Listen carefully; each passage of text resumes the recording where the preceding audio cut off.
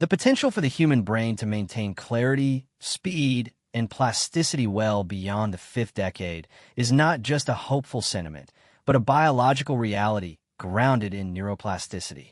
Many people mistakenly accept the gradual erosion of memory and focus as an inevitable consequence of the calendar turning, surrendering their cognitive agency to a passive decline.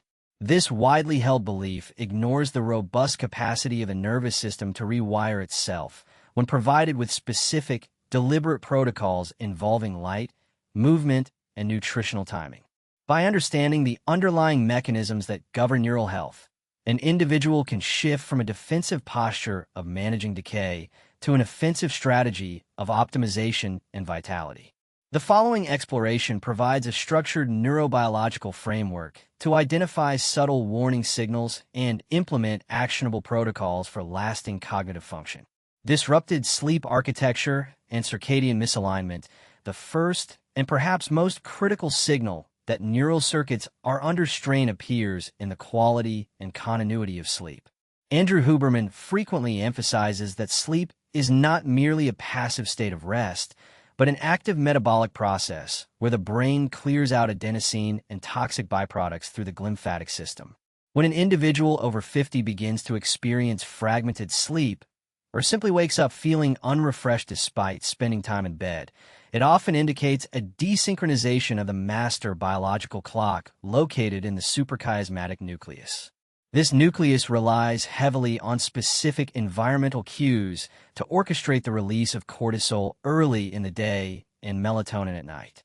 A fading ability to sleep deeply suggests that the viewing of light, specifically the timing and intensity of it, has become decoupled from the body's evolutionary expectations. The mechanism at play involves specialized cells in the retina known as intrinsically photosensitive retinal ganglion cells. These cells are less sensitive to visual images and more sensitive to the overall brightness of the environment. As the eyes age, the lens creates more scatter and allows less light to hit these critical anchors of the circadian rhythm. Consequently, the brain receives a weaker signal that the day has begun, leading to a drift in hormonal timing that disrupts the deep, restorative slow-wave sleep required for memory consolidation. A deeper look into the mechanism reveals that consistent sleep fragmentation degrades the blood-brain barrier and increases systemic inflammation. The nervous system requires a sharp spike in cortisol immediately upon waking to alert the body and immune system that the sleep cycle is over. Without sufficient morning light exposure to trigger this spike, the cortisol pulse bleeds into the later parts of the day and evening. This misplaced alertness signal prevents the nervous system from settling down, creating a state of tired but wired that destroys sleep architecture. Over time, the failure to anchor the circadian rhythm results in a cumulative deficit in neuroplasticity. The brain loses its ability to encode new information effectively because the chemical environment required for cementing synaptic connections is absent. The individual may notice this not as a dramatic crash, but as a subtle friction in recalling names or a slight sluggishness in processing new environments. It is a biological warning that the foundational rhythm governing every cell in the body is drifting out of alignment. Consider the daily routine of a person who unwittingly exacerbates this drift. This individual might wake up and immediately engage with a phone screen or stay indoors in dim lighting for the first few hours of the morning. They drink coffee immediately to overcome grogginess, which blocks adenosine receptors but does not actually clear the sleep pressure. Throughout the day, they remain in artificially lit environments that are too dim to wake up the brain fully but too bright to allow for melatonin preparation.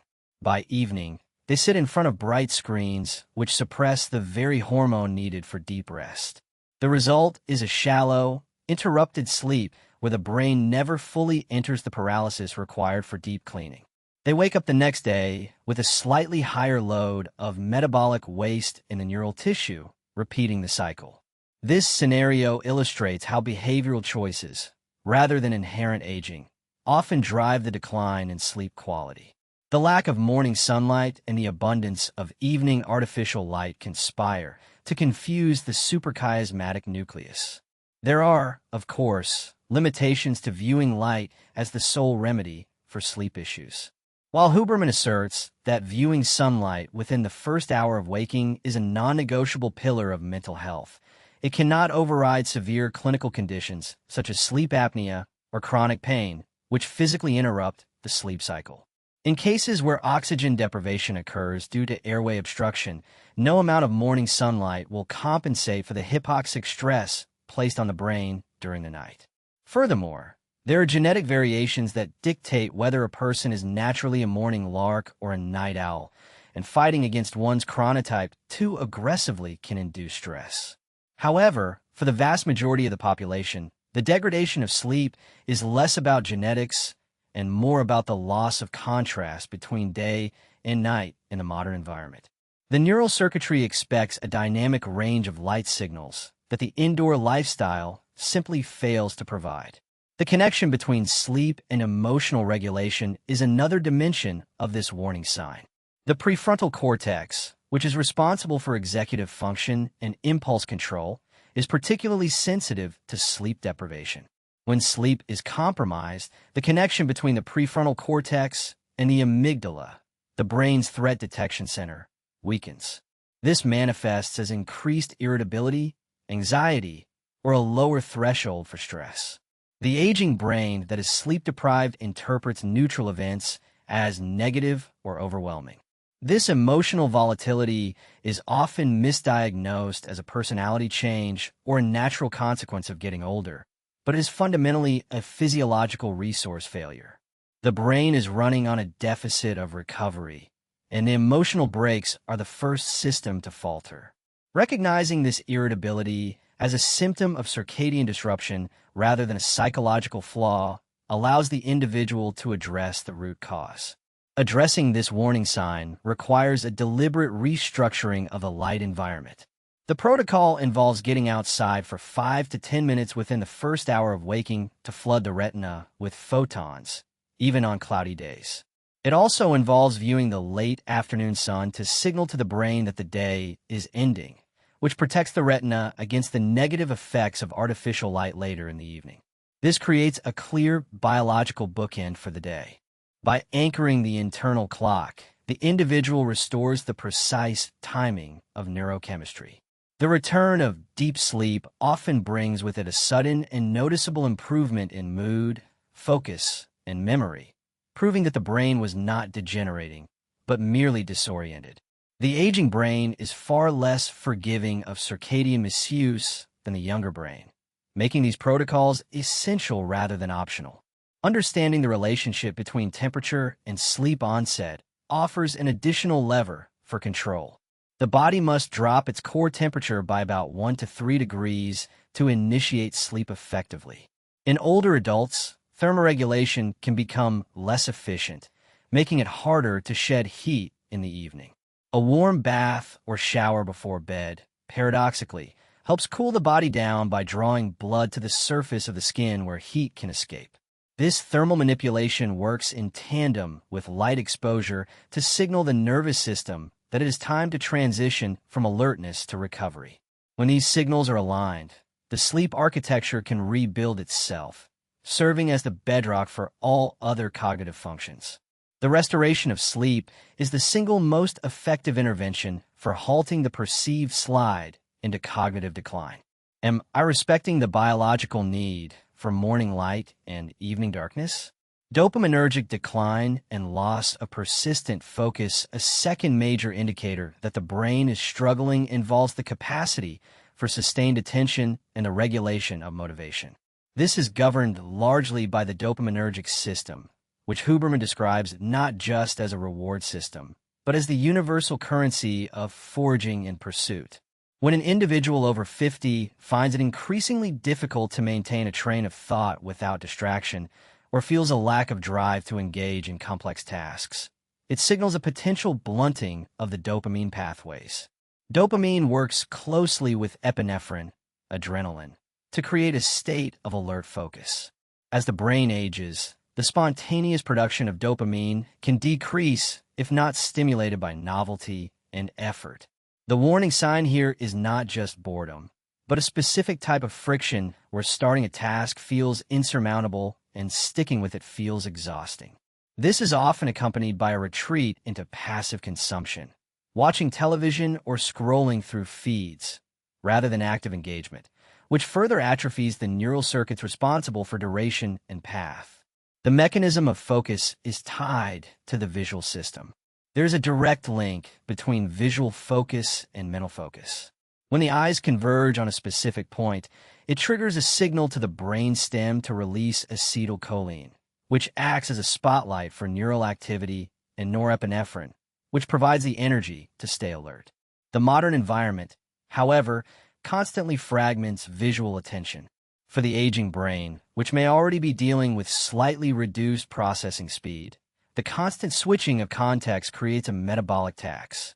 The brain burns significantly more glucose, trying to reorient itself after every interruption. If the dopaminergic baseline is low, the brain lacks the chemical fuel to push through this friction. The result is a mind that flits from thought to thought, unable to anchor deeply enough to encode memory or solve problems. This scatter is often mistaken for attention deficit disorder or dementia, but it is frequently a functional issue of undertrained focus circuits.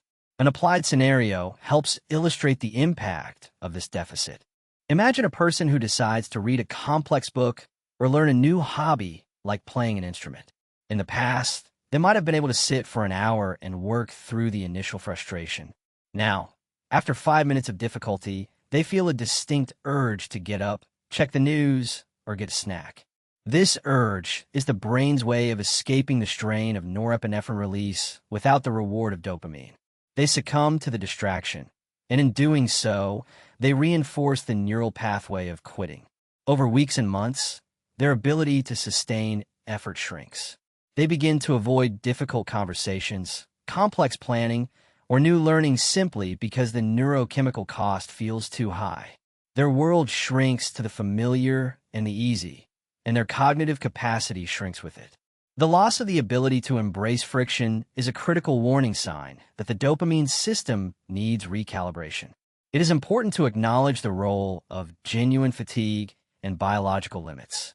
No amount of dopamine optimization can overcome a brain that is nutritionally deprived or structurally damaged. Furthermore, there are medical conditions such as thyroid dysfunction or vitamin deficiencies that can mimic this loss of drive. However, in the absence of acute pathology, the decline is often behavioral. The brain operates on a use it or lose it principle regarding focus. If an individual rarely pushes through the initial period of agitation that accompanies intense focus, the brain downregulates the machinery needed to do so. The agitation felt when trying to focus is actually a sign that the system is revving up. It is the release of norepinephrine. The key is to understand that this feeling is the gatekeeper to the flow state, not a signal to stop. Huberman often discusses the concept of dopamine staking or attaching the reward to the effort process itself rather than the outcome. For the aging brain, this reframing is essential. If the individual only waits for the external validation or the completion of the task to feel good, the gap may be too long for the waning dopamine levels to bridge. By consciously engaging in difficult tasks and subjectively praising the effort, the individual can manually stimulate the release of dopamine. This strengthens the neural circuits of tenacity. The warning sign of distraction is effectively a signal that the brain has forgotten how to buffer the stress of effort. Reteaching it requires short, deliberate bouts of intense focus, perhaps just 10 or 15 minutes, to rebuild the stamina. The visual system offers a tangible entry point for this training. Since visual focus drives mental focus, practicing gaze anchoring can help retrain the brain. This involves staring at a specific point for 30 to 60 seconds without moving the eyes, allowing the blink reflex, but keeping the gaze steady. This simple exercise recruits the neural machinery of attention and quiets the circuits of distraction. It serves as a warm-up for the brain before engaging in cognitive work. Integrating this into the daily routine can significantly reduce the feeling of scatter. It signals the brain that the relevant information is in one location, suppressing the noise from the periphery. This top-down control of attention is a skill that preserves executive function well into late life. Ultimately, the preservation of focus is the preservation of the self. The ability to direct attention determines what the brain processes and remembers. A life spent in a state of distracted, low dopamine, wandering results in a fragmented memory and a diluted sense of purpose. Recognizing the resistance to effort as a physiological hurdle rather than a personal failure empowers the individual to overcome it. By gradually increasing the duration of focused work and managing the visual environment, the aging brain can regain the sharpness and drive associated with youth. The capacity to learn and adapt remains intact, waiting only for the chemical signal to engage. Where do I allow discomfort to break my concentration? Vestibular neglect and the loss of neuroconfidence, a frequently overlooked warning sign that the brain is entering a vulnerable state, manifests in the physical realm. A subtle loss of balance, hesitation when descending stairs, or a reliance on visual cues to stay upright. The brain's relationship with gravity is one of its most computationally expensive tasks. The vestibular system, located in the inner ear, works in constant concert with the visual system and proprioception, the body's sense of position in space, to navigate the world. Huberman highlights that the cerebellum, a brain structure historically associated only with movement, is deeply connected to cognitive functions and emotional regulation. When an individual stops challenging their balance, the neural circuits dedicated to stability begin to degrade.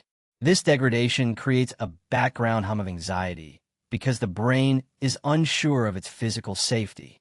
The warning sign is a shrinking physical world, avoiding uneven terrain, gripping handrails tightly, or feeling dizzy when turning the head quickly. The mechanism connecting balance to brain health is profound. The vestibular system sends projections throughout the brain, influencing breathing, arousal, and blood pressure regulation. When the vestibular signals are crisp and accurate, the brain feels secure and can allocate resources to higher-order thinking. When the signals are noisy or degraded due to inactivity, the brain must divert massive amounts of processing power simply to keep the body upright. This cognitive tax leaves less energy for memory, conversation, and problem-solving. Furthermore, the cerebellum contains more neurons than the rest of the brain combined. Keeping this massive structure active through balance challenges maintains the overall integrity of neural networks. A sedentary lifestyle that involves sitting in chairs and walking only on flat, predictable surfaces starves the cerebellum of the rich data it needs to stay healthy. Consider a person who has gradually eliminated complex movement from their life. They take the elevator instead of the stairs. They walk on a treadmill instead of a trail. They rarely look up or down while moving, keeping their head fixed to avoid disorientation. This person might notice that they feel exhausted after a simple trip to the grocery store. They might interpret this as physical fatigue, but it is actually neural fatigue. Their brain is working overtime to compensate for a weak vestibular map. This individual may also experience a subtle rise in general anxiety. Because the brain perceives a risk of falling, it keeps the autonomic nervous system in a state of low-grade sympathetic arousal, a permanent fight or flight mode that drains energy and disrupts sleep. The hesitation in their step is a direct reflection of the hesitation in their neural firing. It is necessary to distinguish between vestibular neglect and acute inner ear pathology. A sudden onset of vertigo or severe dizziness requires medical attention and is not merely a sign of aging. However, the gradual loss of confidence in movement is often a functional decline that can be reversed. The limitation of the use it or lose it principle is that one cannot simply jump into complex acrobatics without risk of injury. The approach must be graded and safe. Yet, the danger of doing nothing is far greater. The correlation between fall risk and cognitive decline is well established.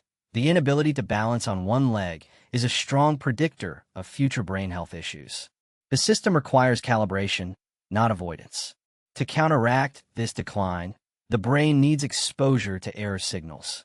Neuroplasticity is triggered when the brain tries to perform a task and fails slightly, forcing it to adjust. In the context of balance, this means safely putting the body in unstable positions.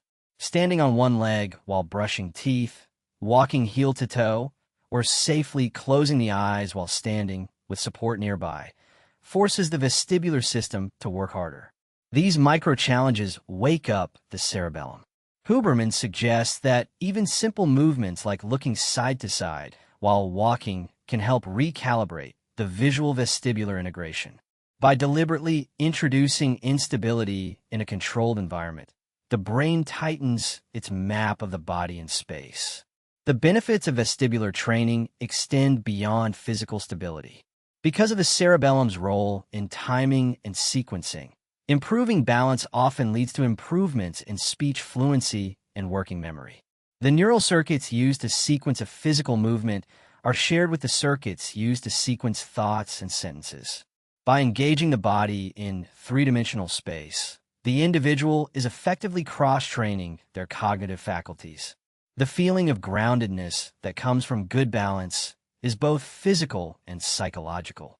It reduces the background noise of anxiety and frees up the prefrontal cortex for higher-level operations. Recognizing balance issues as a brain problem rather than a leg problem is a crucial shift in perspective. It elevates the importance of movement from simple calorie burning to essential neural maintenance. The aging brain thrives on complexity, and navigating gravity is the fundamental complexity of life. By reclaiming the ability to move with confidence, the individual sends a potent signal to the nervous system that it is still capable, adaptable, and alive. This physical competence serves as a foundation for emotional resilience and cognitive longevity. Do I avoid physical movements that make me feel unsteady? Metabolic fog and the synthesis of vitality, the final warning sign, is a pervasive sense of brain fog, particularly after meals, coupled with a lack of mental endurance. This symptom points to a metabolic inefficiency that affects the brain's fuel supply. The brain is an incredibly energy-demanding organ, consuming roughly 20% of the body's calories despite representing only a fraction of its weight. Andrew Huberman and other experts in the field emphasize the critical link between systemic metabolism and neural function. When an individual over 50 experiences a crash in energy mid-afternoon or feels mentally cloudy after consuming carbohydrates, it suggests that the brain is becoming insulin-resistant. This metabolic inflexibility means neurons are struggling to access glucose efficiently, leading to a state of localized starvation. Over time, high blood sugar and inflammation damage the delicate microvasculature of the brain, further impairing the delivery of oxygen and nutrients. This metabolic stress is a primary driver of neurodegeneration. The mechanism behind this involves the glymphatic system and the blood-brain barrier. Chronic inflammation, often driven by diet and visceral fat, compromises the barrier that protects the brain. This allows inflammatory cytokines to enter neural tissue, where they activate immune cells called microglia. When microglia are chronically overactive, they can begin to attack healthy synapses, effectively eating the connections that form memories. The subjective experience of this is a feeling of slowness, difficulty finding words, and a general lack of mental sharpness. This is not normal aging. It is the result of a metabolic insult. The brain thrives on metabolic flexibility, the ability to switch between burning glucose and ketones. When this flexibility is lost, the brain is held hostage by the fluctuations of blood sugar, leading to inconsistent performance and cognitive fatigue. An applied scenario for this metabolic dysfunction is common in modern life. An individual eats a breakfast high in processed carbohydrates, causing a rapid spike in blood glucose, followed by a crash. By 11 a.m., their focus wavers, and they reach for a sugary snack or caffeine. Lunch repeats the cycle, leading to a profound food coma in the afternoon where productive work becomes impossible. They feel they have lost their edge, attributing it to stress or age. In reality, their neurons are swimming in a bath of insulin and inflammation. They may also notice that they carry weight around the midsection, a marker of visceral fat which is highly metabolically active and pro-inflammatory. This visceral fat acts as a factory for signaling molecules that are harmful to the brain. The warning sign is the coupling of dietary intake with immediate cognitive decline. The counterargument often presented is that the brain needs sugar to function. While it is true that glucose is a primary fuel source, the modern diet provides an excess that the sedentary body cannot process. The limitation here is that drastic dietary changes can be stressful and difficult to maintain. However, the intervention does not always require extreme measures. Simple protocols, such as viewing food intake through the lens of circadian biology, can have a profound effect. Restricting the eating window to 8 or 10 hours, time-restricted feeding, aligns nutrient intake with the body's most active metabolic period. This gives the system a break from digestion, allowing for the upregulation of repair processes. Furthermore, prioritizing protein and healthy fats over refined sugars stabilizes energy levels, providing the brain with a steady stream of fuel rather than volatile spikes. Synthesizing the insights from sleep, focus, movement, and metabolism reveals a unified picture of brain health. The aging brain is not destined for decline, but it is less tolerant of abuse. The warning signs, fragmented sleep, scattered focus, poor balance, and metabolic fog, are the dashboard lights indicating that specific systems need maintenance. Huberman's framework emphasizes that the nervous system is plastic throughout the lifespan. The same mechanisms that allow a child to learn remain present in the older adult, provided the correct chemical and structural conditions are met. Agency is the antidote to anxiety.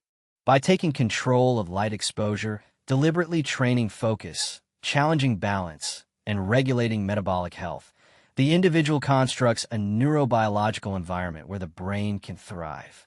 The path forward involves the integration of these protocols into a cohesive lifestyle. It is not about perfect adherence to every rule, but about understanding the levers of control. A walk in the morning sun addresses circadian rhythm, optic flow for anxiety reduction, and movement for vestibular health simultaneously. A focus session before lunch leverages the natural rise in catecholamines. A lighter dinner promotes better sleep architecture. These are not separate tasks, but interconnected signals that tell the genome to keep the brain young. The future of the aging brain is not written in stone. It is written in the daily choices that signal either decay or growth to the nervous system. The potential for wisdom, clarity, and vitality remains accessible to those who are willing to actively participate in their own neural maintenance. What daily choice am I making that feeds my brain's decline?